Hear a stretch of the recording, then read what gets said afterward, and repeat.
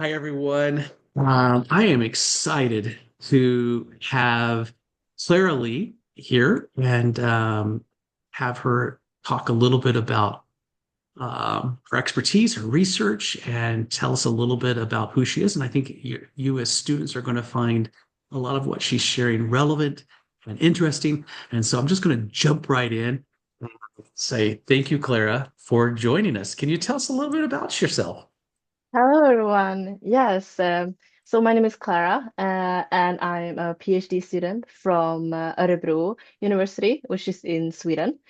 I am midway, so I'm halfway through it. But been publishing two articles, or one article, and one is submitted. And my field of interest is on aging and the intersection between aging and other topics. And My topic is sexuality and sexuality, older adult sexuality. Wonderful, wonderful. Why is that your field of interest? Yeah, so I used to work at residential aged care as a care staff. And there were a lot of situations where the resident sexuality came up. We had to deal with the resident sexuality, and but we didn't have any policies, any education or discussion about it. So we were often left alone dealing with these issues. And that's when I decided to, okay, I think we need to do more research about this, or there's something that is not adding here. So that's why I started doing my master's in social work and specializing in older adult sexuality. Amazing. So that's a great example for my students to show how practitioners are seeing stuff out in the field, stuff out in practice. They're seeing things that it's happening, and it informs the things they want to research or the things they want to specialize in, because that then can come back to practice and help practitioners in the work that they're doing. So you're making that nice connection for my students to see, and hopefully spark them to think about the practice areas that they're in when they're out there doing practice, how that might inform future research. So I'm just kind of curious. Why do you think this is important to study or to understand older adults and sexuality? Yes. So when we think about older adults, we never think about sexuality, or when we discuss our societal problems such as poverty or racism or homelessness, we never speak of older adults. So they become a invisible group in this setting. And this becomes a problem because they don't get the same rights as the other groups in society.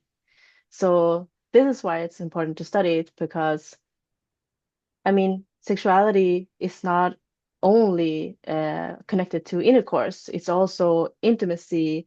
It can also be the right to have your connections and um, maintain your relationship.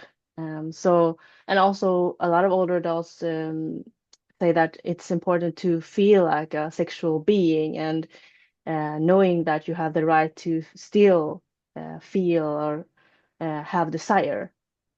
Absolutely. It's kind of even this idea that people view you as capable and with the rights of somebody who is sexual. You may not be engaged in a sexual behavior, but it's nice to know that you're seen as someone who is sexually capable, sexually entitled, somebody who's a part of that club, if you will, part of society that is um, um, viewed as legitimate. Yeah. You know? Yeah. Yeah. Um, what do you think are some of the things that, what happens when sexuality is not recognized for older people? So we have a one example is I don't know if you've read like the papers. It's usually be some articles on residential aged care and STIs.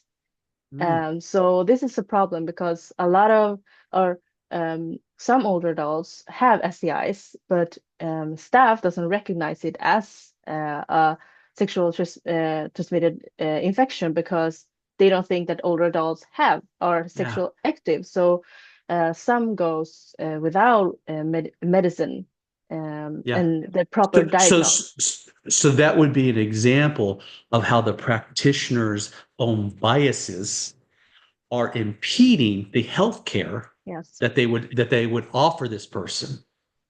Yeah, Yes. yeah. And another example is the one I was talking about, staff, care staff working with older adults. They are left to handle issues that is not often very easy on their own. So we did a study when we asked care staff in residential aged care, how do they deal with the sexuality of older adults in living in residential aged care? And a lot of people said that, okay, we don't have the training, we don't know how to do it, but they had like informal strategies, such as medicine without proper consent. Some did that, and other did, they were shaming the residents. They could also correct a behavior in a way that suited the staff more than the resident. Mm. Yeah, those are some really unfortunate stories, but I think they're very relevant because I think they happen across the board. They happen in a lot of places. What did your study or what have you found? What do older adults themselves think about the idea of sexuality? And more importantly, care providers or social workers supporting their sexuality. What do they think of that? Yes. So our recent study, we did interviews with 17 older adults living in residential care in Sweden. Um, and a lot of them emphasizes that sexuality is an important part of their life, but uh, social workers, care staff, and other staff doesn't recognize it. So they are very aware of the stereotypes around aging and sexuality. So I chose a quote that I will share with you. So this is a woman who lives in residential care, and she is 86 years old.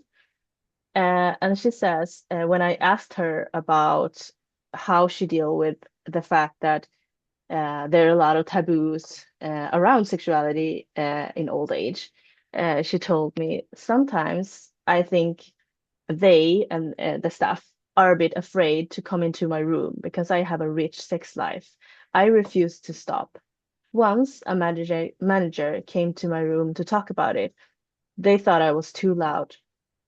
I felt ashamed at first, but then I got angry. I told her you should have built thicker walls if they cared about such things. So I think that this was a great like example for how older adults also resist this taboo or this stereotypes.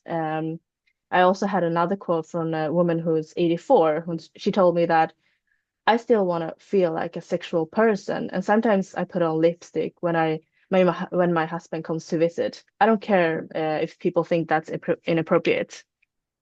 That was also a really important factor for some like feeling that you're a sexual person and getting to like get to dress how you want to.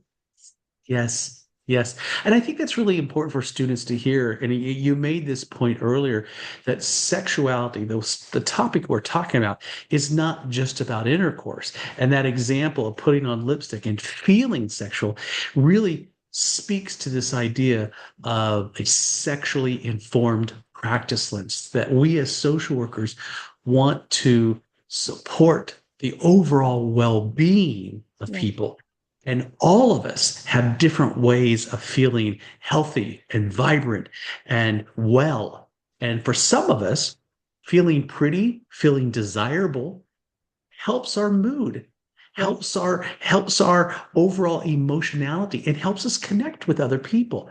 And if it's something that is relevant to me, it's easy to also see how it could be relevant to an older person as well. But I think sometimes, like you said, we miss that, and that's part of ageism. I think we start not Yes. seeing people. And I love that first example where you talked about the woman says, "Well, you should have built thicker walls," and that's a prime example of how a system, the actual building, was not built for privacy, Yeah. was not built for soundproof. And why is that?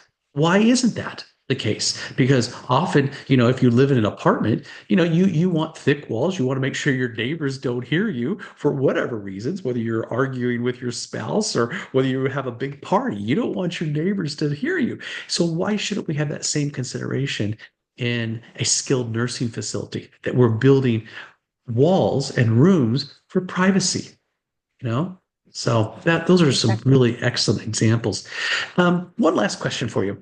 um, what is something you think is important to remind ourselves as social workers who potentially are working in skilled nursing facilities or aging facilities? What is something that we need to know? What is something we need to remind ourselves about? One thing I tell my students is that when we think about older adults, we have to remind ourselves that these are people with diverse or and complex, just as they are diverse and complex, just as everyone else, and also they have a range of experience and desires and identities, and they have a whole life story behind them. Sometimes when we think about older adults, we just think about, okay, you're older here now, but they have a whole life experience behind them.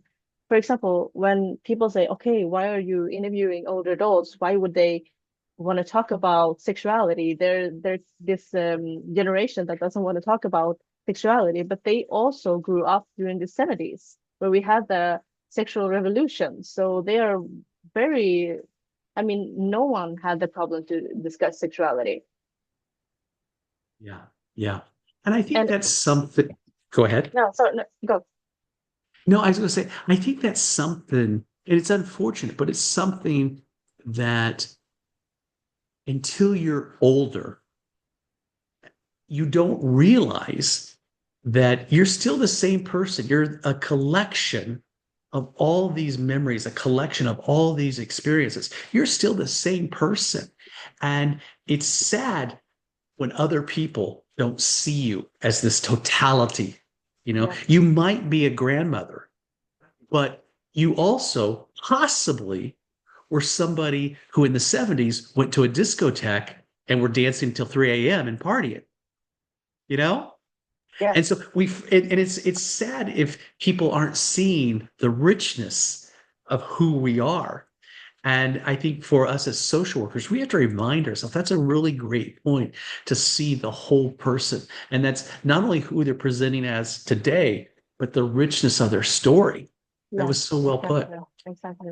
I have a last quote for you. This is a woman who lives in residential care. She's 84. Um, and we were when we were talking about like aging and sexuality, she told me, when someone thinks about me, the last thing they think about is that I have sexual needs. They think about that I need medicine care, but not sex.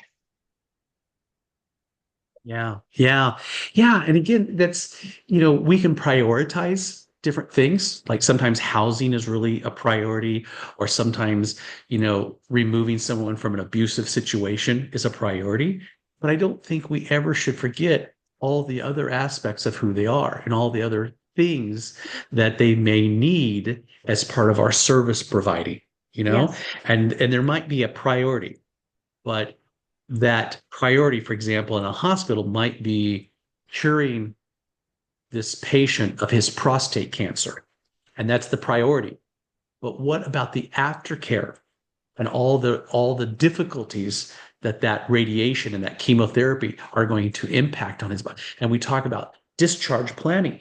And I think we as social workers have to think big picture, yeah, because the surgeon was just focused on removing the prostate. or removing the cancer cells from the breast or whatever the surgery was.